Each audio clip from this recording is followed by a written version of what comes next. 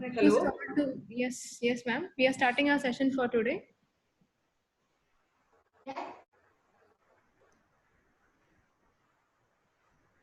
Hello. Hello, ma'am. Can you hear us? Yes, I can. Okay, so we are starting our session for today. So good afternoon all. Okay. Our 10th session. Today we are having the continuation of gastrointestinal symptoms and it will be taken by Dr. Rajasri. So we can start with ma'am's presentation. We can have it for around 40 to 45 minutes followed by 15 minutes of discussion. By 4, we can have our case presentation followed by its discussion. Thank you all for joining in. Over to Dr. Sridevi. Once again, thank you all. Someone is not muted. Raju, can you just check from your end? I can hear background noises from someone. I think one person is not muted. I request all to remain muted only. Yeah, now it is. Thank you so much for joining in again. And Dr. Rajasri doesn't need any specific introduction this time. We heard from her last week regarding nausea and vomiting. Today we'll be hearing about constipation and bowel obstruction. And if there is any queries or if there is any interruption in the internet, please let us know. So we can move on to the session. Right.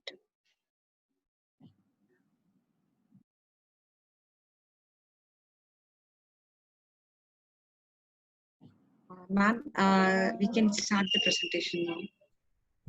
Yeah.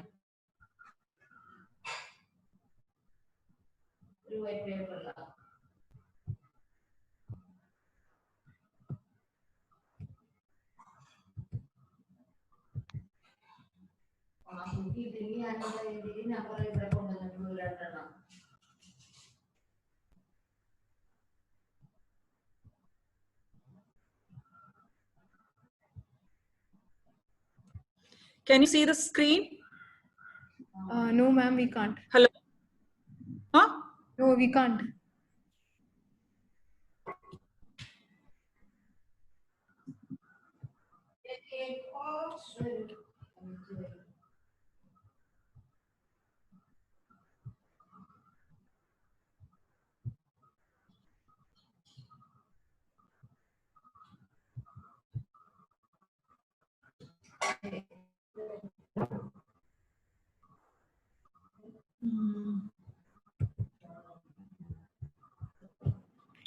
Can you see now?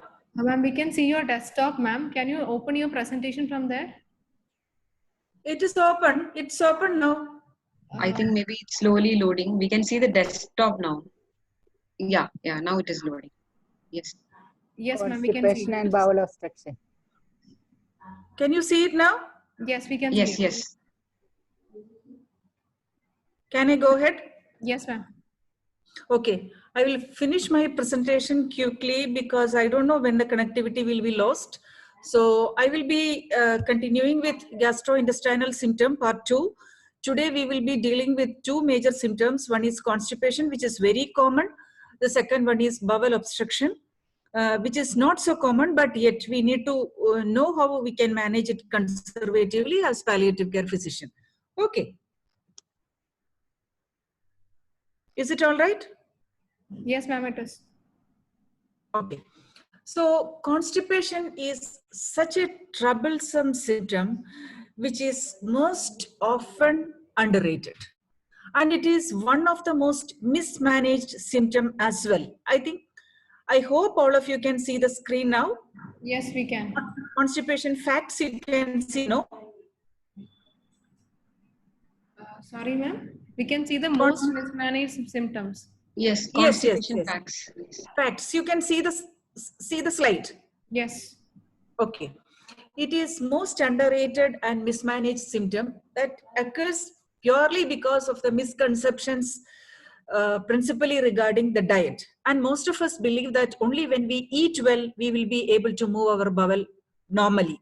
So it is the most strongest misconception with respect to constipation. The second factor is that we ignore the psychological factors which are very well associated with bowel movement. One is that loss of control, that you are dependent on your family members or your relatives for your daily bowel movement, which is so private a function once we achieve our, like voluntary control over it. And the second thing is that we are losing our privacy when we become bedbound and when we become dependent on our relatives. So these psychological factors are quite often, ignored.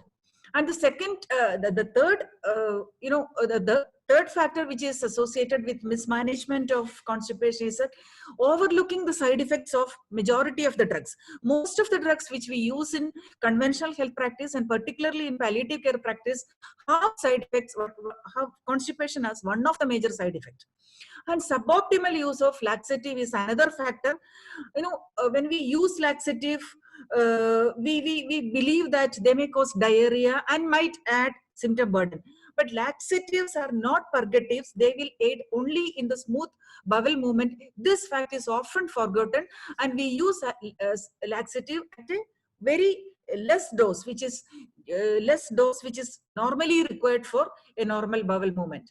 And many times constipation present as in a atypical manner, like dyspeptic symptoms, bloating of abdomen, like nausea, loss of appetite. And in a patient who is catheterized, it may present as recurrent urinary tract infection.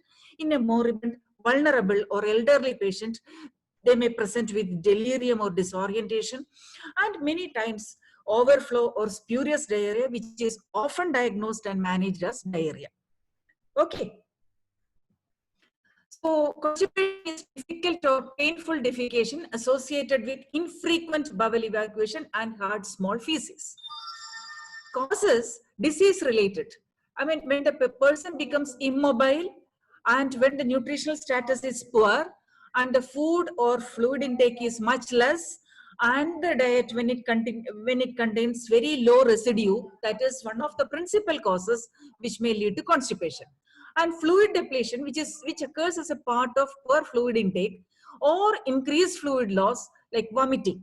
This may lead to fluid depletion, which may lead to fecal, hardening, which will eventually result in infrequent bowel evacuation or hard small fecal matter. Intestinal obstruction is another factor which results in diminution of forward peristalsis, resulting in constipation. And medication, which we have already discussed, most of the medications which we use in palliative care practice, particularly opioids, diuretics, the drugs with anti-muscarinic action like tricyclic antidepressants, iron supplements, all these lead to constipation. Biochemical situations or the metabolic, like dysfunction like hypercalcemia or hypokalemia, and diabetic autonomic neuropathy, hypothyroidism, anal conditions like hemorrhoids, psychiatric disorders, particularly depression. These also lead to constipation. And breach of privacy, which is quite often forgotten, is another factor which might add to all these causes and worsen constipation. And what we have to understand that it can not only disease related, the causes can be multifactorial. And how can we assess constipation? We don't have to show this Bristol stool chart to a patient and ask him to describe what is the stool consistency. We don't have to do like that. Just ask the patient how he felt while passing motion. Was it watery, semi-solid, hard, or pellet-like? Okay, just like sheep droppings. So like if it is hard lumps or pellet like, that shows that it is severe constipation. And if it is hard and like segmented, it may be like constipation, but it is not so severe. And then comes normal stool consistency, wherein patient might be able to pass stool without difficulty.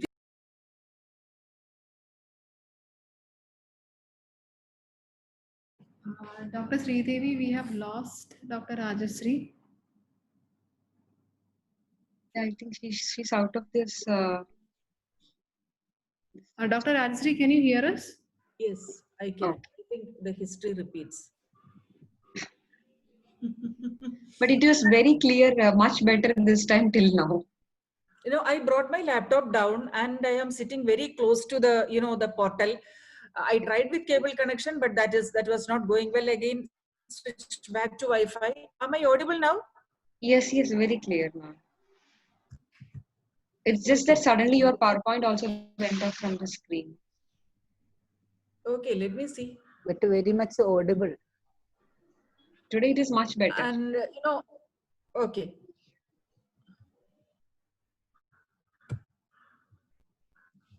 So comes to management. When we manage, we can come back to the slide later. I mean, I just want to finish it off as early as possible because, I don't know about when everything will got shattered again. So when you come to management of, bowel movement, focus on to the non-pharmacological measures as well. Daily assessment of bowel function is a must. Just like we record pulse, BP, respiration, temperature, like that. We need to ask the patient, have you moved your bowel today? This question is very pertinent and we have to ask regularly. This question is missed from our routine rounds. And both the patient and the family members ignore constipation as that they feel that because patient is not eating well and he is in the hospital, so that is not a major problem. We have many more symptoms to bother on.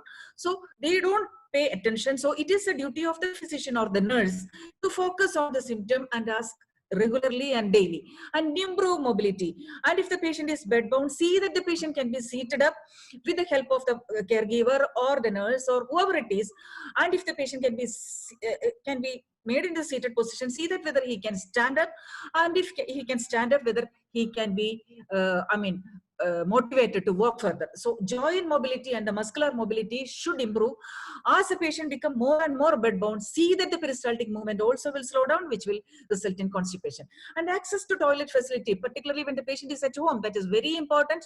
And if the toilet is far away from the patient, where the patient is resting, again, patient might very hard to move up to that point and then for the bowel evacuation. So to have a toilet facility, whether it is a room or chair commode or stool commode, that is very important. And prompt response to patient call, particularly when the patient is at home. Just tell the family caregiver, it is very difficult, I do understand, and tell the family caregiver that if you make a routine for the bowel movement, if the patient, bowel movement is something, it's a reflex which can be, trained to a particular timing, and all of us are tuned to that. So train the family members to give a prompt response to patient's call to pass stool. So fix a particular time and motivate or encourage the patient to move bowel at that particular time. And if there is a time change here and there, tell the caregiver to give due attention to that call, because if the urge to pass stool that is not attended to at that particular time, the reflex may go off, and once and again for it to come back, it may take hours. So by the time the stool retained in the rectum will get more solidified and the water will be reabsorbed, and it will become more hard, and the patient might feel more difficult to pass the fecal matter. So privacy is very important, and whether it is the family member, whether it is your mother or father, husband or wife, sister or brother, whoever is standing nearby just to give support to you, that is a breach of privacy and the reflex will be held. And if you give a stool commode or chair commode for the patient close to the patient where the patient is resting, again that affects the privacy, and an open space and the presence of a bystander or a caregiver, that is always breach of privacy. Please attend to these matters as well. And we know the bowel movement or the urine evacuation, these are the personal, the body functions which we are we consider so personal, and we do it daily behind the closed doors, not in an open space. So privacy is a very important concern. And diet and fluid intake is important, but it is not so relevant in palliative care patients who are in a state of advanced disease, because modifying the diet and fluid intake may have a limited role, because many patients may not be in a position to take adequate food and all. So they have a limited role, but again, that can be taken care of, and attention to other symptoms. If the patient has got pain while passing urine, and if the patient is dyspneic to get up from bed and move to the toilet, those symptoms should be attended. Without attending the principal symptoms like pain and breathlessness, taking care of bowel movement alone will not produce much of result. So coming to pharmacological measures, bulk forming drugs that is laxative, we can principally classify the laxatives into three major categories: bulk forming, predominantly softeners, and predominantly stimulants. And bulk forming, we know, like Ispagula, husk, and methyl cellulose, which are very popularly marketed. These are not advisable in palliative care populations. Why? Because when you take bulk forming laxatives, adequate intake of water is also a must. If you are not taking appropriate quantity of water, these bulk forming drugs will swell up in the intestine and might worsen the already existing constipation. These agents are may be useful for an elderly person who find it bit difficult to have daily bowel movement, but not advisable in a palliative care population patient because of the inadequacy of fluid intake. And so we use predominantly stimulants or predominantly softeners quite often for bowel movement in palliative care patients. So stimulant laxatives are bisacodyl and sodium picosulfate, which is 2 times potent than bisacodyl, and senna. They enhance the colonic bowel movement. And bisacodyl, on the other hand, it is a contact stimulant also, because when it comes to contact with the bowel mucosa, it produces some kind of irritation and stimulates the bowel to move faster. So when you give stimulants, you have to be a bit careful. So enthusiastic stimulant laxative therapy can produce accelerated colonic movement and may result in cramps. So many of our patients, they are reluctant to take bisacodyl in its 30 milligram bisacodyl a day, though that up to that dose can be recommended. They may not be comfortable to take up to that dose because it produces bowel cramps.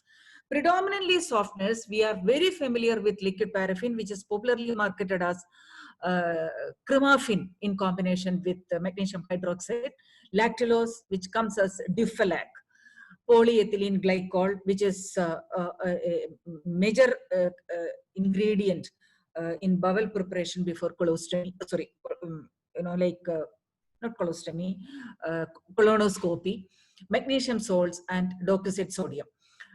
Among fecal softeners, liquid paraffin is predominantly a softener. It is a stool softener. Lactulose, it is a softener, but it acts with the mechanism of osmosis. Both lactulose and polyethylene glycol, both of them, they soften the bowel with the action of osmosis. Docosahexaene sodium is a surface wetting. Because it penetrates and allows water to seep in. So that is how it makes bowel softer. So fecal softeners act with different mechanism, but all of them can be broadly brought under the heading fecal softeners. And in palliative care population, many times we need combination of laxatives like both stimulants and fecal softeners. And here we have to focus principally on opioid-induced constipation. Why a drug like morphine produces constipation? We know that colon has got hostrations. So opioid like morphine, when it is given, it deepens the hostrations and produces ring-like constrictions in the large bowel, so that the entire bowel will become like compartments or bogies of a train. So this delays the transit in the bowel, or enhance or increases the transit time. Hope it is clear. It deepens hostration and produces ring-like constrictions. So the transit is delayed, or the transit time is increased. Another mechanism is, we know it is a constrictor of sphincters. Almost all sphincters, the tone will be enhanced by the opioid. So there is an increased anal sphincter tone. And again, morphine reduces the rectal sensitivity of the fecal load. So when our rectum gets loaded with fecal matter, we will have an urge to pass motion. This sensitivity is dampened. And as long as the fecal matter stays inside the bowel, water is reabsorbed. Morphine also has got an anticholinergic action. Water is reabsorbed and fecal matter gets dried up. So because of all these reasons, stimulant laxatives are the most appropriate choice in opioid-induced constipation because it promotes bowel activity. And in certain stages, I mean, in certain people, we might have to add a softener as well because it is already cited that, opioids will result in fecal hardening because of drying. So there, a fecal softener also will help. So a model prescription would be bisacodyl, to start with bisacodyl 10 milligram HS, I mean at bedtime, with or without a softener. So if that doesn't respond well, slowly we can increase 5, 5, 10, bisacodyl 5, 5, 10 plus or minus softener, and then 10, 10, 10. That is why I said earlier, maximum is 30 milligram, and some patients, they don't tolerate up to 30 milligram bisacodyl a day because of the bowel cramps. There, we have to make it flexible. There is no standard prescription like you have to move like this. It depends on the patient response. If the patient's bowel habits are comfortable for the patient, you just forget the prescription and continue what patient is, taking regularly. Some patients who are on opioids, we have seen that they can have bowel movement even without a laxative. We had a patient, unfortunately he is no more. He used to take, at a time he used to take 150 milligram morphine 4 hourly, 150 milligram morphine 4 hourly. Okay, and he could move his bowel without a laxative. So it depends on the patient's response. So if, make it a habit to do rectal examination in case of constipation. So if the patient reports with 3 days of absence of bowel movement, without hesitation, do a rectal examination and see the status of rectum. So if the fecal matter is impacted and if it is rock-like or if it is hard, remove the fecal matter manually. Then we may have to give suppository or enema to facilitate bowel movement. Whenever the fecal matter remains hardened in the rectum, no use in giving laxative from the top, I mean orally. You have to remove the hardened fecal matter from the rectum, then only the normal bowel movement can be established. I hope I am audible. Am I? Can you hear us? Yes. Yes, ma'am. This time it is very clear. No interruption yet. Okay. So this is another symptom which we have to be careful about. Sudden onset of diarrhea after a period of constipation. So here the patient or the family member will come to you and report that I am passing foul smelling dark colored stool, watery stool. So it's our immediate tendency to take it as diarrhea and stop whatever laxative patient is already taking and manage the situation as diarrhea. This is absolutely wrong. Just ask a question with whether the symptom is preceded by days of constipation, whether the symptom had occurred after a period of constipation for days. That will give you a clue. So this happens because the fecal matter gets loaded up in the rectum or higher up in the colon, and that will be acted by the colonic bacteria, and that gets liquefied and it is just expelled through anal sphincter. Impacted fecal matter acted upon by colonic bacteria gets liquefied. It is not infection. Please remember that it is not infection. It is liquefied by the colonic bacteria and is expelled through the anal rectum. It is a symptom suggestive of chronic constipation and fecal impaction. Rectal examination, removal of impacted fecal matter, and followed by enema, high up enema, and regularization of laxative. Keeping a daily diary of bowel movement is important. Rectal examination, manual removal of impacted fecal matter, enema, and many professionals and the family members will confused when you suggest enema in such situation and explain what is happening, probably with the help of a diagram, and remove the fecal matter and then regularize on laxative and keep a daily diary on bowel movement. And so approach to constipation, large bowel transit takes 3 to 4 days, even in normal people. Hence, overzealous laxative therapy will surely lead to diarrhea. So if you take paracetamol, it will take some time for the temperature to come down. So even for the laxative, give some time. Today you have given 10 milligram bisacodyl. Next day the patient did not move the bowel. So next day don't increase bisacodyl to 20 milligram. Wait for one more day before increasing the laxative. So overzealous laxative therapy is the principal cause of diarrhea in palliative care settings. So give time for laxatives to act. It may take about 12 to 24 hours or even more, depending on the patient body dynamics. So wait for the laxative to act. And the stool contains shed epithelium, and a major bulk is byproduct of bacterial action. So shed epithelium and the secretions that constitute major bulk of the fecal matter. So even if the patient has not taken anything for few days, he may need a bowel care. So this is a major complaint from the patient's family, that the patient is not taking food as he had taken before.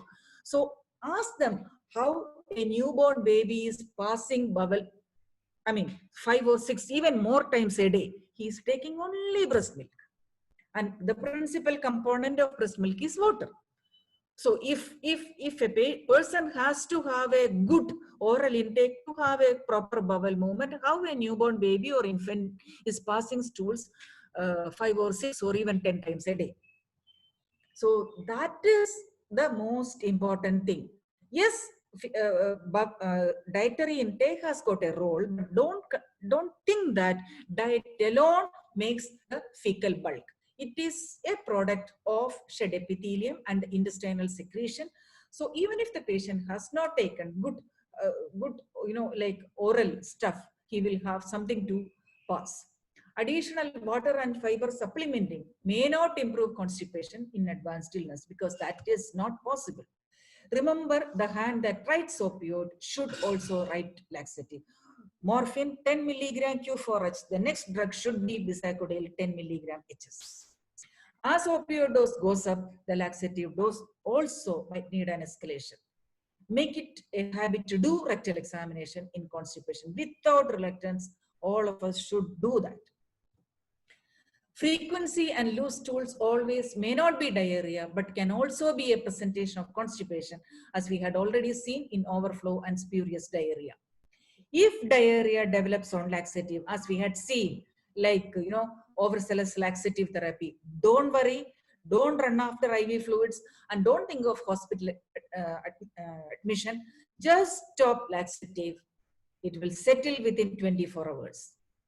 If diarrhea develops on laxative, don't get panic at all. Explain family members and patient that stop laxative. You are not going to take laxative tonight, and see how your bowel behaves tomorrow.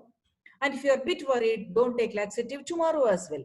But on the third day, you have to restart laxative, but at a dose which is 50% less than the previous dose. Never hesitate to restart. That also is important. And in a morbid patient, constipation can lead to delirium. So atypical symptoms in constipation: restlessness in a bedridden patient, nausea, vomiting, urinary retention, particularly in elderly males, and it may present as recurrent urinary tract infection as well, diarrhea, a spurious diarrhea, and remember, bowel care is a prerequisite for bladder care. In any patient who is catheterized without proper bowel care, bladder care is not going to be complete. And constipation will promote colonization of bacteria, particularly ammonia producing bacteria, byproduct of which might lead to urinary infection. Comes to bowel obstruction, which is another symptom which is not so common as constipation, but can be tricky and can be complex. Bowel obstruction, by definition, it is occlusion of lumen or lack of normal propulsion anywhere in the gastrointestinal tract from gastroduodenal junction to anus, resulting delay of flow of gastrointestinal contents. The major causes are extraluminal causes like tumor, any tumor from outside, carcinoma ovary, Maybe a colorectal carcinoma, which is not projecting intraluminally, but growing outside, and additions resulting from the previous surgery. So this can constrict bowel movement, bowel lumen from outside. And there could be intraluminal causes as well, polyps, other growths, annular narrowing resulting from a stricture. And the causes can from intramural, that means the which occurs within the muscle layers of intestine. That may be from infiltration or inflammation.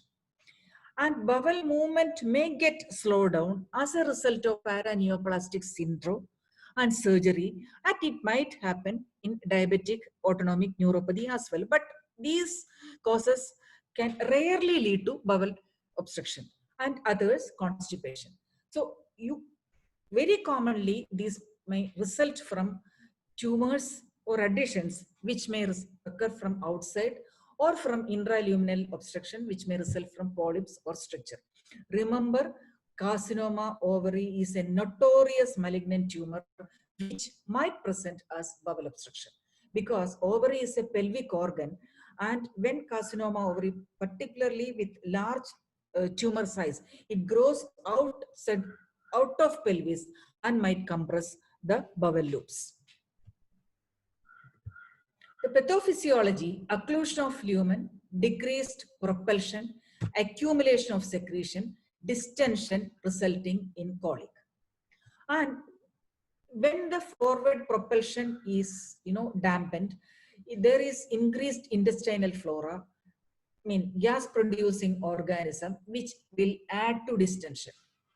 Inflammation of bowel wall resulting in hyperemia and edema of wall, and resulting in fluid and electrolyte accumulation. Eventually, it may lead to sepsis, which can result in hypotension, multiple organ dysfunction, and death, as we see in conventional surgical setup.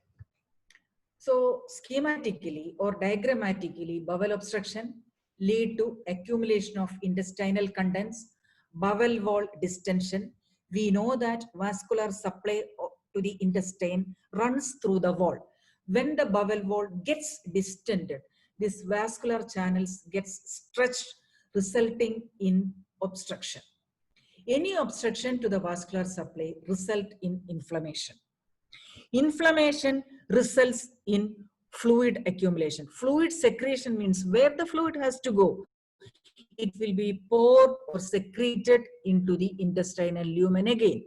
Already intestine is clogged because of the obstruction, and when secretion resulting from inflammation is also added, again the accumulation expands or increases. This runs as a vicious cycle. Hope that is clear. So clinical features: nausea, vomiting, particularly with upper obstruction, upper level obstruction. I mean duodenal or jejunal obstruction. Nausea, vomiting can be the presenting symptom. Whereas abdominal distension and constipation can be the presenting symptoms with lower, I mean ileal and colonic obstruction. Abdominal pain and dehydration may vary depending on the site of obstruction and depending on the status of the patient. So remember, nausea, vomiting can be prominent symptoms with upper obstruction, and distension and constipation with lower obstruction, particularly colonic obstruction. And vomiting, when it comes as a presenting symptom with lower obstruction, it is copious, and many times it could be feculent. And treatment: intestinal obstruction or bowel obstruction, whenever possible, if the general condition of the patient is stable, a surgical consultation should be sought. Surgical consultation means we don't focus on the major laparotomy or something like that. There can be palliative surgery as well. It could be a bypass surgery, resection of the affected segment and end-to-end anastomosis, a palliative colostomy or ileostomy, or a stent placement. Remember, these do have a role in the hands of an experienced surgeon. Okay, but there are some contraindication for surgery depending on the performance status. If the patient is too weak or frail, if the patient is cachectic, if there is huge ascites, if the tumor size is too large to get an operating window, or if the level of obstruction is multiple, that is multi-level obstruction. These are the conditions where a surgical exploration may find little role. That is multiple levels of obstruction, large tumor size, collection of huge ascites, then cachexia, poor performance status. These are contraindications for surgery. Anyway, its surgeon has to take a decision, but just to make us aware of certain poor prognostic factors, these are the things. And when it comes to the hands of pharmacological management, we don't have anything surgical to offer for the patient. We have to rely upon the pharmacological measures. So our focus is avoid nasogastric tube aspiration as far as possible. Nasogastric tube placement may give a kind of satisfaction for the professional as well as for the family, but for the patient it is one of the most uncomfortable things. So avoid nasogastric tube aspiration as far as possible unless the volume of vomitus is too large. Avoid nasogastric tube placement and allow sips of oral fluids. This is exactly contradictory to conventional management of intestinal obstruction. And drugs, steroids, antiemetics, analgesics, and antisecretory agents. And routes of administration, intravenous, subcutaneous, continuous subcutaneous infusion, sublingual and rectal, no oral administration of drugs. In bowel obstruction, there is no role for oral administration.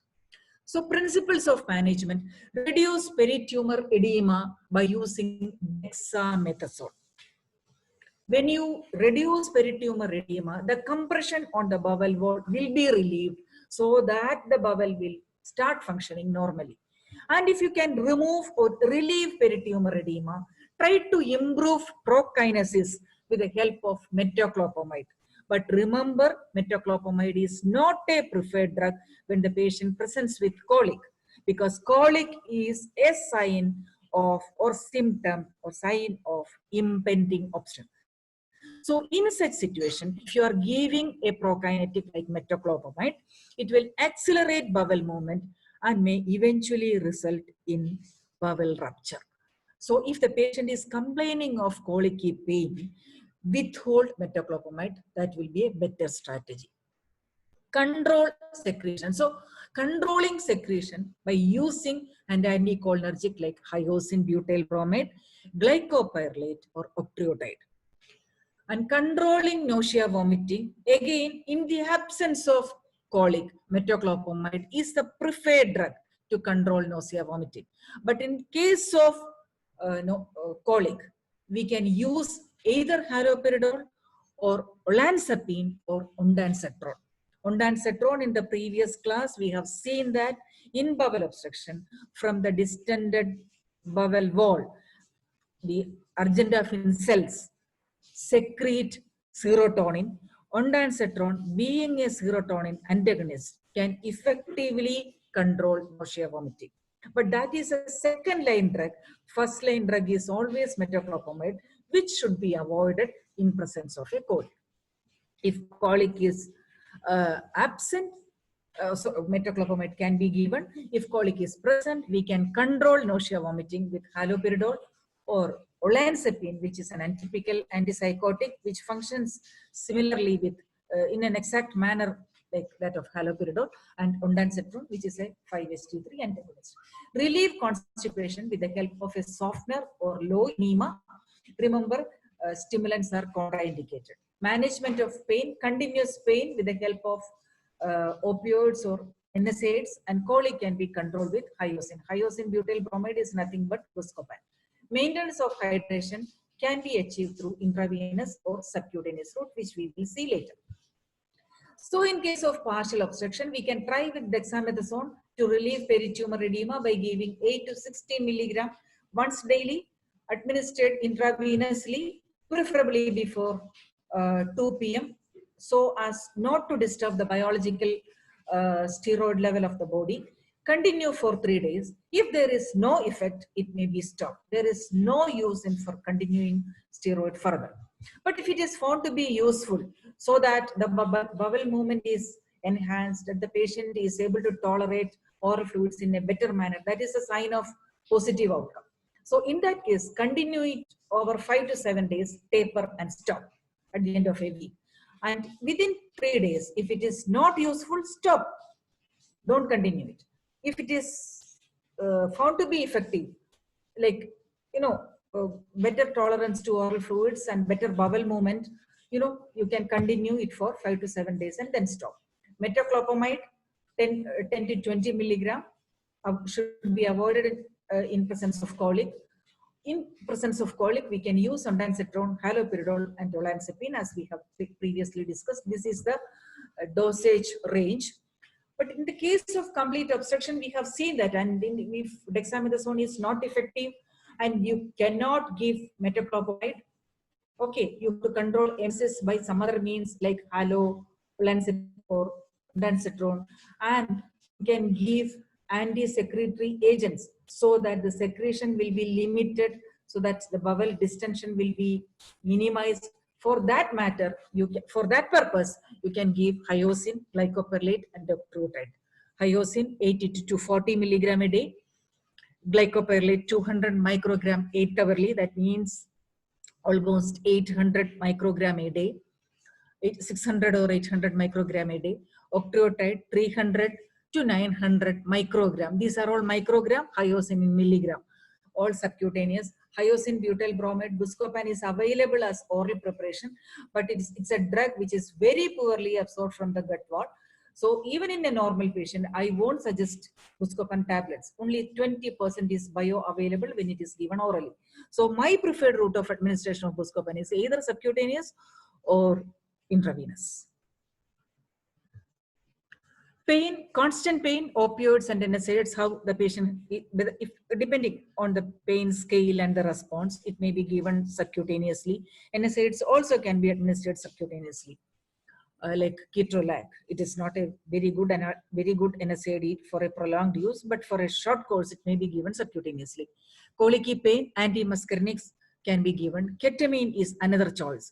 100 milligram ketamine over a day, 24 hours. That is for refractory colic. Ketamine may be tried. 80 to 100 milligram ketamine subcutaneously. It is the same ketamine which is used for the anesthetic purpose. Remember, that is given subcutaneously at a much lesser dose. Avoid combination of prokinetic and antispasmodic. If we are giving hyoscine butyl bromide, which is an antispasmodic, in order to control vomiting, never give metoclopramide, which is a prokinetic. They are opposing in action. So in order to control vomiting, we have to opt either for a dopamine antagonist like haloperidol or olanzapine, or 5-HT3 or serotonin antagonist like ondansetron. Constipation stimulants are better avoided because they result in enhanced bowel motility. So we prefer stool softeners like 10 to 15 ml. Again, may not be tolerated well. Rectal examination and low enema if indicated. So coming to hydration, intestinal obstruction is considered to be a poor prognostic outcome for any palliative care patient. So no need of active rehydration, it's only a maintenance hydration is needed. Subcutaneous hydration is something which we focus on, which is also known as hypodermoclysis. So it is a very simple, inexpensive, comfortable modality by which we can administer fluid in home care setting as well. And it is associated with much less complication compared to an intravenous route. We can use either a butterfly needle or Teflon cannula at a 45-degree angle so that it will enter the subcutaneous plane, and we can fix the cannula or butterfly needle with the help of an adhesive tape. The sites are upper chest, that is infraclavicular, outer aspect of upper arm, lateral abdominal wall in the absence of ascites, anterolateral aspect of thigh, upper back, that is suprascapular. So just place your hand suprascapular region, slide it down to reach infraclavicular space. You hug yourself to reach the outer aspect of upper arm. You just put your hand on your hip. That will give you the sight on the lateral abdominal wall, and relax, keeping your hands on your thigh. Then you will get anterolateral aspect of thigh. So these are the 5 sites on which we can administer fluid subcutaneously. We can use isotonic saline, 5% dextrose, and ringer lactate. We can use either isotonic or hypertonic solution, but avoid hypertonic solutions like 10D or dextrosaline, which may cause tissue irritation. Rate may be 40 to 60 ml per hour. That means 1 ml per minute. 1 ml per minute is 60 ml per hour. At that rate, we may be able to give 1 to 1.5 liters a day, which is fairly well tolerated by Indian patients. These are the site diagrammatically. Though the site is given as suprapubic, we better avoid that site because we may get confused with the distended bladder as well. So usually I avoid suprapubic region. I opt suprascapular, infraclavicular, that is upper chest, outer aspect of upper arm, anterolateral aspect of thigh, and lateral abdominal wall. And single site, if you are using a butterfly needle, which may be maintained for 3 to 5 days, and if you are using a Teflon cannula, it may be retained for 7 to 10 days, because Teflon cannulas are more tissue friendly. And daily inspect the site for signs of inflammation. If there is signs of inflammation like redness or pain, you can change the site. And when you select the site for subcutaneous administration of fluid, avoid sites with edema, skin damage, and avoid sites with previous radiotherapy as well. No medication in the fluid. And if you want to, usually we add vitamin supplements in any IV fluid. That kind of additives may be avoided. And if the patient is having coagulation disorders, better avoid subcutaneous hydration. And where volume overload is contraindicated, like cardiorespiratory failure and patients on dialysis, hypodermoclysis or subcutaneous hydration is not the choice. And when you need rapid hydration in case of rapidly volume depleting condition, this is not a solution. Just because we had discussed this option in a Zoom meeting, just go to the casualty and be the advocates for volume replenishment for fluid depletion. That is not a choice. You have to have rapid replenishment through intravenous hydration in a casualty or emergency setup. Subcutaneous hydration is not a choice. This is only meant for maintenance hydration. And supportive measures as well. Oral care should not be, because patient is in a moribund state or advanced stage. We have to take care of the oral cavity as well. And the patient is likely to become cachectic, because we have seen that intestinal obstruction is poor prognostic signs. So patient might be cachectic, so care for the pressure points as well. And information sharing, that goes without saying. It is done regularly with the patient if possible, and family caregivers. It's a must. So this is a summary. Bowel obstruction. We try with steroids. Let us see whether the total obstruction can be changed to or converted to partial. If the bowel obstruction, if it can be converted to partial, manage with prokinetics, laxative, analgesics, and oral hydration. But the total obstruction doesn't give way. It remains as total. Manage with antispasmodic like hyoscine butyl bromide, anti-silagogues like octreotide. Octreotide is a, it is a anti-secretory agent. It is a somatostatin analog, and it's an anti-secretory agent, and analgesics and subcutaneous hydration. So that's a take-home message. Set goals of management in intestinal obstruction, and our aim is not to prolong longevity. Our goal is to provide maximum quality of life in the remaining days of life, and appropriate symptom control with optimum dose and best route possible with intravenous or subcutaneous route, maintenance of hydration possible with subcutaneous route. With that, patient can be managed at home care setting as well, supportive care and information sharing. Thank you for patient listening, and thanks for my unstable internet connectivity for a hassle-free Zoom session. Hope it went well. Thank you.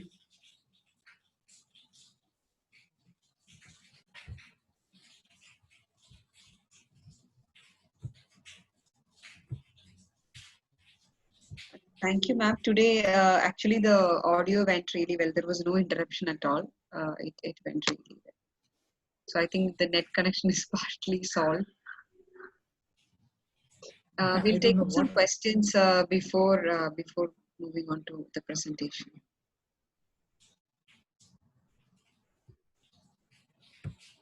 Any questions from participants regarding constipation or bowel obstruction? We have heard a lot of information, especially a lot of importance on constipation per se, which we tend to ignore otherwise, which may end up in a big issue later on, especially palliative care.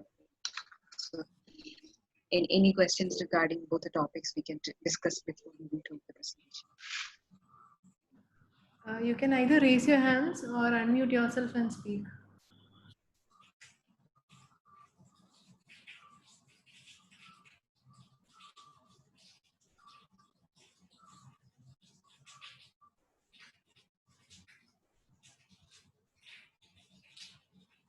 Raju, I shall share my presentation once it becomes all right. Okay. Sure, ma'am. I can send it to all the Okay. participants after that. Okay. So what about the subcutaneous infusions and injections ma'am was mentioning? Is that clear for everyone? Or any of you already using subcutaneous injections and infusions? Because that may be something new to many of you. If there is anything to be clarified. So there is one question in the chat. Okay, so an How individual many should times have bowel how many movement a times day? bowel? Yeah. In fact, I don't know, madam. It is up to a person. There are people. I mean, in the Western setting, it is said that a person passes stool or bowel movement occurs once in 3 days or so. It is not applicable in our country. At least once a day, daily bowel movement is, considered to be normal for most of the people. But there are people who empty bowel twice or 3 times a day. It depends on the previous bowel habit. So while assessing the history of constipation, always inquire about the previous bowel habit. So any change from that routine has to be taken as constipation.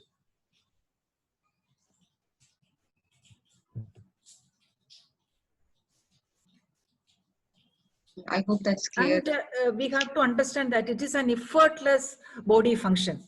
If you have to strain, and if you feel that the bowel movement is painful and the stool is pellet-like, you can just, like you can hear the sound, like the pellets falling onto the closet, the water, that has to be considered as, hard motion. Again, that is constipation. Though you are having daily bowel movement, the bowel mat, the consistency is hard and rock-like or pellet-like. Again, that has to be taken as constipation.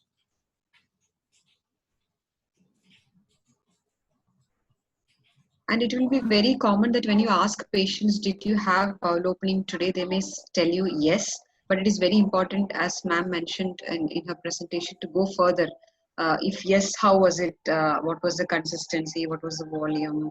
Was it pellet-like? Did you have to strain too much? Then only the whole story will come out. Usually they may say yes, exactly. Because you are just asking whether you had a bowel opening. So that is a yes, but whether you had it properly or complete evacuation, did you feel satisfied after bowel opening? Is everything out? So then they may tell you that it is unsatisfactory bowel opening. And again, Devi, make our nursing professionals to palpate for left iliac fossa. May be done by the nursing professionals as well. And if your bowel movement is not proper, and if you have, constipation, you can palpate the fecal lumps in the left iliac fossa. It's not the right iliac fossa, left iliac fossa. And it is very important in a bedbound patient. And even if the patient says that he had normal bowel movement, you can examine left ileocecal and whether you can feel for fecal lumps if he's constipated. Thank you, doctor. Dr. Lucy had a question. I Dr. can see Dr. Lucy is raising her hand. Yeah, in my daily OPD, few patients from mainly from villages, they come and tell me they used to have 2 times bowel movements, and when now they are passing only once, and they are so worried they ask for medicine for constipation. Should we treat or counsel them? Again, that is the patient satisfaction. And if they find the fecal matter is hard and it has become more solid, then they may be helped with a small dose of laxative or change in the dietary pattern. No, like leafy vegetables, if they can make a change in their dietary pattern, increase fluid intake. And see, consumption of water is a must for a proper bowel movement. And if you reduce the quantity of water, it is natural that the stool will get hardened. So ask them whether they are, for a patient who can modify the dietary pattern, that point is very important, where they can include leafy vegetables or fruits, or if they can increase the consumption of water. And with that, if the bowel movement can be brought back to normal, that is fine. Otherwise, they may be helped with a laxative, and tell them that don't use it regularly, and see that without laxative your bowel movement can be brought back to normal. And if you find it extremely difficult, then you use it, because using of laxative may make the bowel tune to that. That is another thing.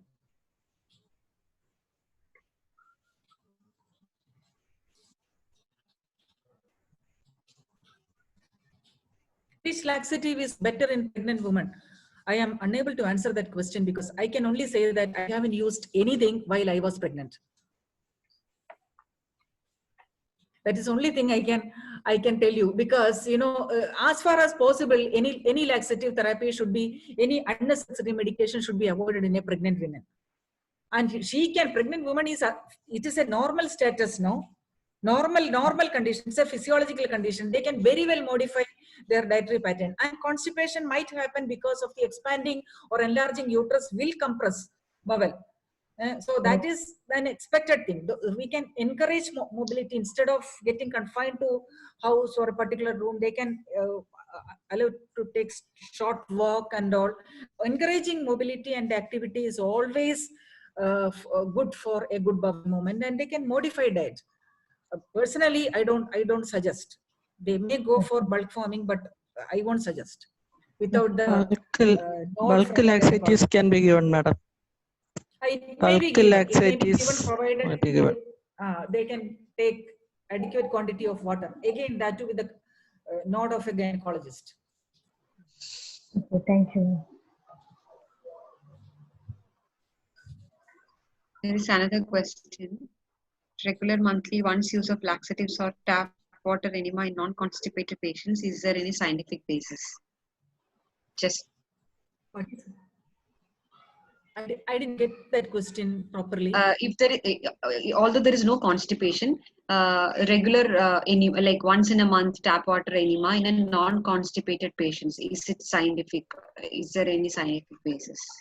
I don't know anything about that, Sridevi. Probably in Ayurveda they focus on virechana, which is because elimination. They in their concept, whatever body has to be expelled should be expelled. You are not supposed to hold anything, whether it is kapha or urine, mudram, urine or fecal matter. You have to expel it completely. So in the Ayurvedic practice, virechana means, bowel evacuation is a thing which is considered to be mandatory as part of any other treatment. So they recommend kind of bowel movement with some kind of medication. Their medication is totally different. Apart from that, I don't know anything about once a monthly tap water enema. I don't know anything about that.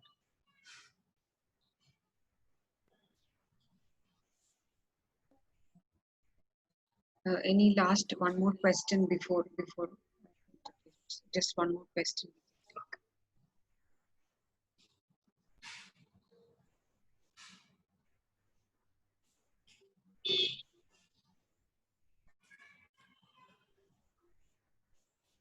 there is no question, we can start the presentation.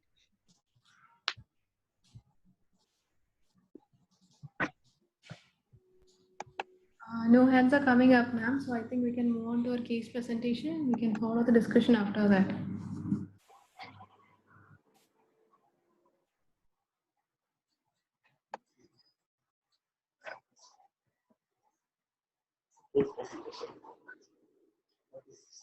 So we have Dr. Maheshwari to take the case presentation for today. Over to you, doctor. Yeah, hi, good evening. Able to hear my voice? Yes, ma'am.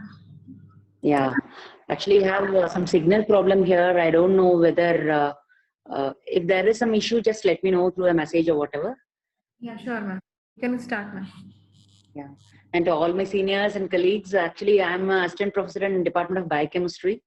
So this is a real case, but I'm not dealing directly with patients. So this is a patient who has been referred to me from my village. So they asked, so that is the same case I have taken. So some of the medicines and all those, I just put it in a broad category, either exact drug you have not mentioned. Okay. Okay. We'll go to the first slide.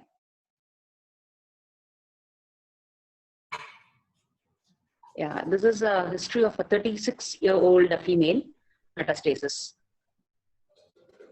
Next one. This patient got admitted came to the OPD just with complaints of constipation, swelling in the abdomen. First, she noticed some swelling in the abdomen for the last 3 weeks. And then for the last 1 week, she had sudden difficulty in breathing for last 1 week. And she also gave a history of loss of weight. Almost she lost 20 kgs within 2 months. And then when the history was asked, she told like severe constipation was there for last 1 month. Otherwise, she doesn't have any significant medical or past history for which she was on any medications. And she used to take mixed diet and any other social adverse habits were there. Next slide. And coming to the history of illness, the patient started, she was absolutely normal before, and she started having, noticing some heaviness in her abdomen for the last 1 month. And then even her sister told like the abdomen got swollen and it was tense. Then for the last 1 week, she had severe breathing difficulty. She can't climb up the stairs and she can't even walk for some distance. And she had severe constipation suddenly developed for before 1 month. And she noticed that this breathing difficulty is getting increased, and the loss of weight was also much bothering in the family. So she came to the hospital for consultation.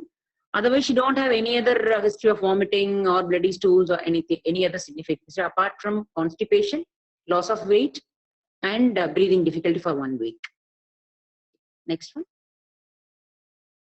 On examination, she was emaciated.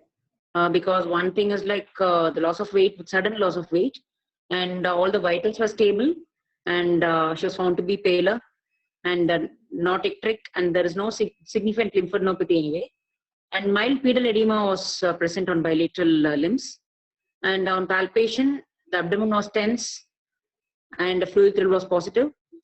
And obviously, ascites, I'll come back to the investigation part. And then there is no organomegaly was noted, and respiratory system mild basal crypts were noticed bilaterally. Otherwise, CVS and CNS were normal. Next slide.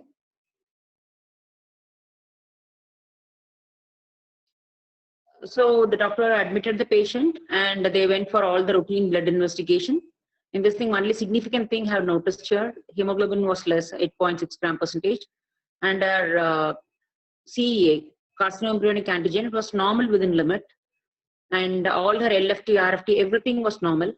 And when they went for ultrasound abdomen, there was a mass, and it shows massive ascites and a mass in rectum, and some deposits were noted, which was initially reported as some lymph nodes. And then they advised for the CT abdomen with pelvis, and they found out a big mass, which was encircling the whole thickness of the rectum, and it was involving even the rectosigmoid junction, and mesenteric lymph nodes were involved, And there are some metastatic lesion, suspected metastatic lesion was found to be in both the lobes of the liver, and even some deposits found in peritoneum. And before that, yeah, and she has undergone PET scan even, and it shows intense uptake in so many places, like obviously in rectum seems to be the primary, and lymph nodes almost happening in so many places, but I mentioned inferior mesenteric vessels, and a big lesion in spleen and in left lobe of thyroid, and even breast, and they are yet to go for mammographic, but seems to be like metastatic. And treatment, first they advise surgery to resect, and after that she has gone for transverse loop colostomy, and followed by now the patient is on second cycle of chemotherapy along with immunotherapy. Yeah, next slide, please. So this is the brief thing about the history. So the patient is a 36-year-old female, and she got divorced 3 years back. She has one 10-year-old daughter, and right now there is no one at her place, so the daughter is taken care by the patient's sister. So psychologically, the patient is very much depressed, and she's worried about death. Initially the doctors revealed that she's having a metastatic cancer. So she's telling like, I'm worried that I'm going to die soon. And next thing is like, she's talking about the financial crisis. Even when they asked her to go for immunotherapy, she is asking like whether is this of any use. Already it has been spread so much. Why I have to waste money for this immunotherapy? And her sister who's taking care of her daughter, she is also having a child. So really, the sister is also much worried about the financial burden.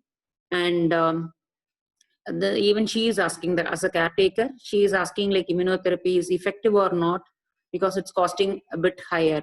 And the patient is much worried about her daughter's future because her father is not with them, and she is being embarrassed, especially for the colostomy bag, so she is not meeting any of their relatives. So she has that stigma telling that I can't attend anywhere, or I don't want any of them to see me. Next slide. And I have not elaborate all the medications because I couldn't get all the details, because just now she's admitted for the second cycle of chemotherapy. And the patient's sister told like they have started on immunotherapy even, and all the other supplements, because she was so emaciated, second cycle was a bit delayed, and then she was on all the vitamin supplements and other supplements required. And she was started on anti-anxiety drugs. The doctor who spoke to me over phone, he was telling because the patient was much anxious before the second cycle of chemo. And yesterday the patient's sister spoke to me and told that she was much better for the second cycle of chemo. Next slide, please. And main concern for both the patients and the sister, they're telling like the financial burden is so much, and they're telling like she is the only caretaker at present who has to take care of her own family and even the sister's family. And both of them, they were much bothered about the daughter's future. So the patient was much worried, and she's not taking even proper food nowadays. And she's telling like, what will happen to my daughter after if I'm going to die. So this was the main concern. And this is the summary. Yeah, next slide. The summary is 36-year-old female diagnosed with CA rectum with metastasis, underwent a surgery, and then now she's given chemotherapy and immunotherapy. And as family is concerned about her prognosis and their financial state and her daughter's future. So this was a summary about the patient. And next one is last slide, I think so. Yeah, a discussion point is like whether the patient should continue this immunotherapy, because this was a repeated question asked by her sister and by the patient. They're asking like, is there any benefit to this prognosis? And next thing is like how to support her emotionally when she is concerning about her daughter. The valid question she's asking, so that is the one of the main concern. And really, I don't know whether I did justice by presenting the case in a very short way, because I don't want to cook up this. So whatever details I got, I presented it here. Okay, that's all. Thank you so much. Thank you so much for the presentation, Dr. Maheshwari. You actually went into the details, whatever was possible. Any questions from the participants before we start discussing? Is there anything that needs to be clear? Is there any doubt in whatever she has presented? Or any comments on whatever she's asking? None of us are experts in immunotherapy or commenting on whether it should continue immunotherapy or not. But what are your opinion regarding or suggestion regarding whatever she has presented?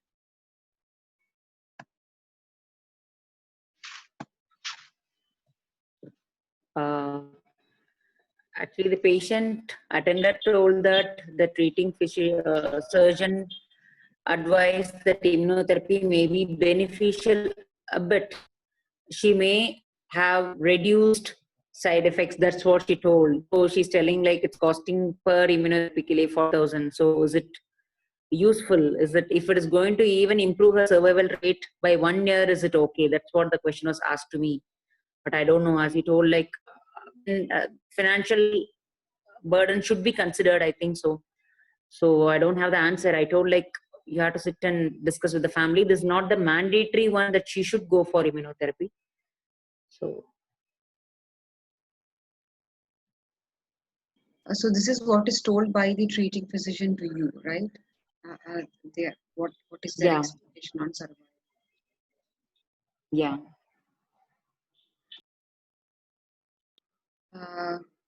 Ma'am, are you there?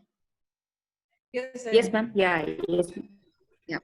Ma'am, we would like to hear from you, ma'am. Rajashree, ma'am. So let the group tell first. Today I can't see the icons. Raju, can you just? You can raise your hands if you want to give any suggestions. Or unmute yourself and speak.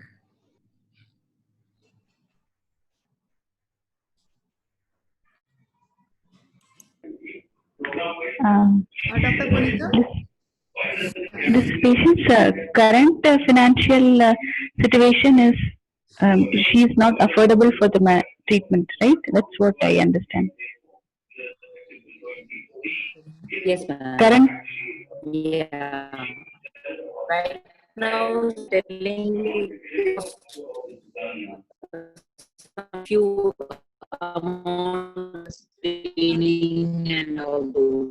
Dr. Maheshwari, your voice is Yeah. breaking in between. Can you repeat it once again, ma'am? Dr. Maheshwari? Okay.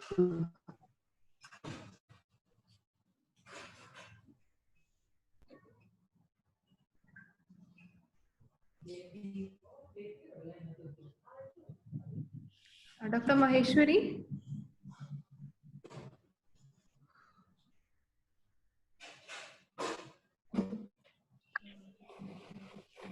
But even I understood that as currently it's becomes not affordable to them to continue with the immunotherapy. That's what I got from what she presented.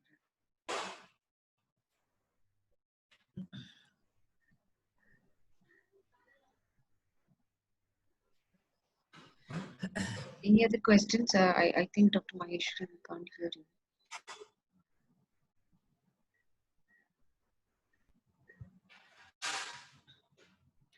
Friends,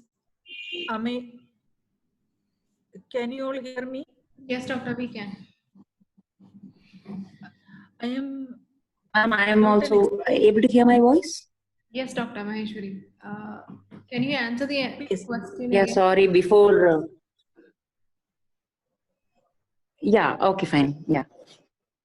Dr. Maheshwari, please speak. Ma'am, no problem. Actually, before Dr. Punita was asking, yeah, that is the scenario. The patient is now in financial crisis. They don't have more money to spend. That's the thing. So that's what you can continue, ma'am.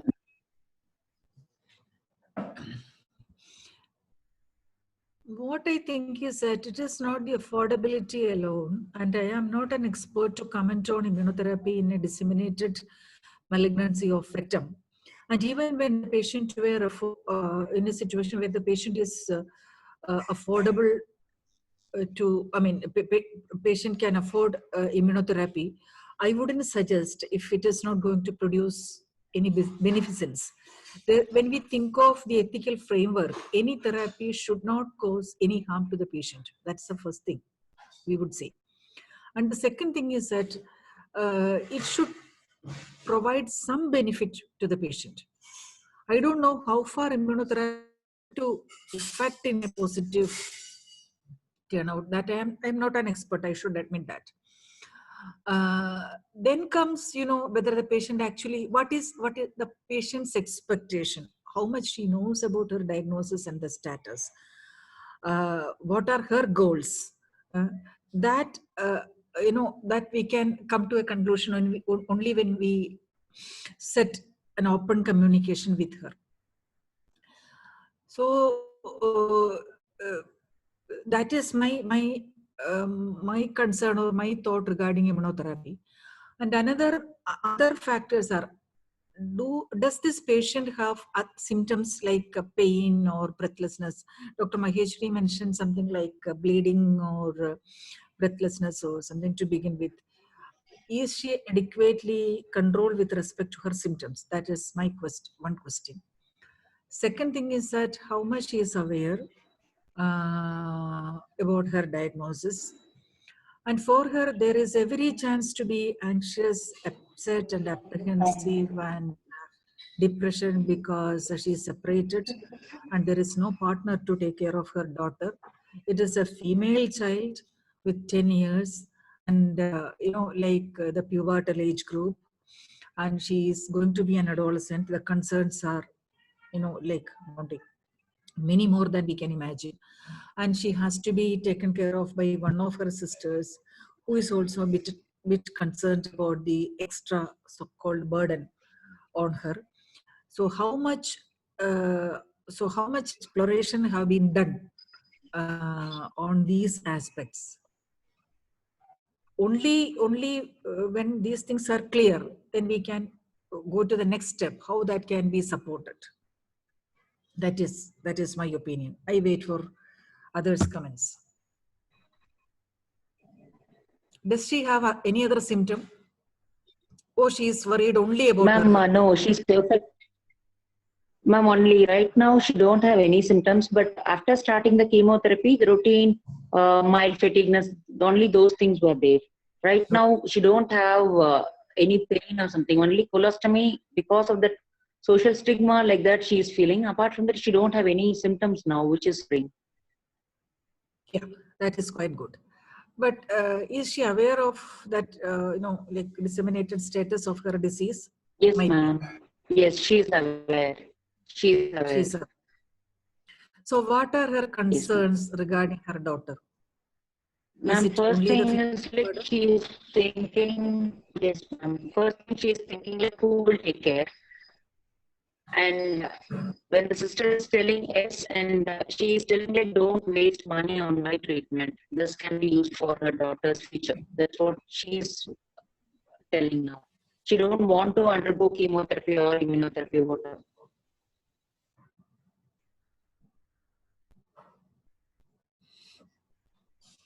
I have something to ask. Like it works sometimes, not always, but it has worked sometimes that even if the parents are separated, we try to contact the partner and their family and inform them about after talking to the patient.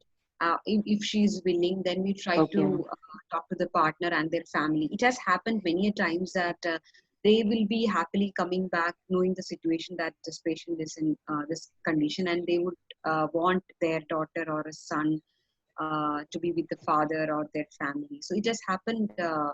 It's difficult to initiate that conversation and get the consent from the patient because we don't know what happened between them and what is the rapport or can we actually intervene. But we have a conversation with the patient and the family and sister or whoever is involved. And then ask whether it is a time to inform. Because the child belongs to the father also. So that's one thing that came to my mind. Exactly, Sridevi. That's a very valid point. That's a point. Okay. And most often what happens is that the patient will not be talking to the husband, but the children will be okay to be with the father and their grandparents. So, and after a few weeks or months, they feel quite relieved that at least if I am not there, the child has a good rapport with the father, and someone is there who is legally also capable of taking care of their children. So that is really important, but it will take time. You have to start the conversation right now. Initially, they will not be willing. They will say, no, I don't want to depend. I cannot go back because we had a very bad And exactly, relationship. these issues needs multiple sittings, and like exploration, which consumes a lot of time. And regarding immunotherapy, if the oncologist is a bit confident that the survival rate and the quality of life may be made better, I mean, nowadays there are many schemes which offer, Okay. kind of support for, cancer therapy. So is she receiving something like that? Yes, ma'am. For the chemotherapy, some 60 or 70% they have given some concession, and remaining immunotherapy there is no concession like that. And apart for all the investigations, they are not giving. So that's what she was telling me. Like this is costing every month. I have to spend some 40 to 50,000 for this. Usually immunotherapies are not covered in the schemes. The chemotherapy.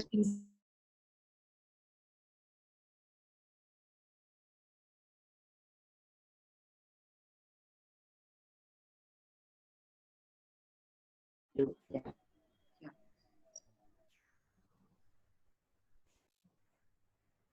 One more thing would be if the oncologist, suppose the oncologist is telling a month survival or a 6 month survival or a year survival, what exactly does that mean to the patient totally depends on the patient. For us, 1 month survival, we feel why to spend so much of money for 1 month. For some patients, they feel, okay, I'm ready to spend so much, even if it is 1 month. Some people would say if it is at least not at least a year, I'm not ready to drain so much of money which can be taken given to my daughter. So it purely depends on what the oncologists think and what exactly the patient means by 1 month of survival and 1 year of survival. It varies from person to person. What do they actually need in terms of Exactly. Okay. And how much her daughter is aware of the situation? She is 9 completed in 10. She doesn't know much. She doesn't understand what the sister was telling. And suppose if she has to live with her mother's sister, or later if the father Yes, is, willing to take her back, we should also know, like being a girl, whether she will be comfortable to go with her father. So Okay, definitely we need more exploration with the patient, and need a family meeting, and need to get the, we cannot offer solution. We have to make them find solutions. We have to help them find solution. That's what. Yeah, thanks.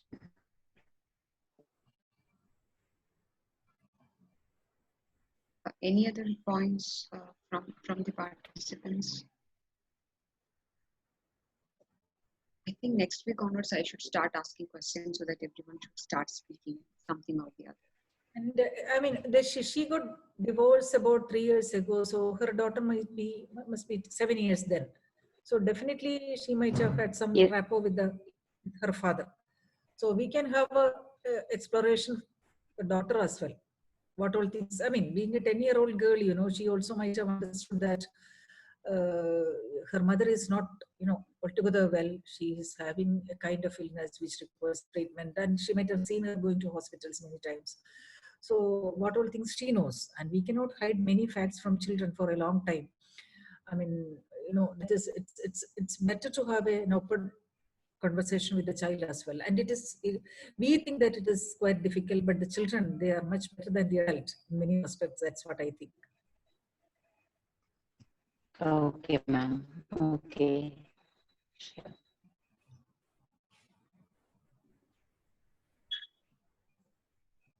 Talking, as ma'am mentioned, talking to the doctor is really important before we start discussing and we decide what is best for her. It's important to involve daughter also in the conversation. 10-year-old is pretty Sure, ma'am. good enough to understand all this. Yeah. At least some of these Yeah. issues that. Sure, ma'am. Sure.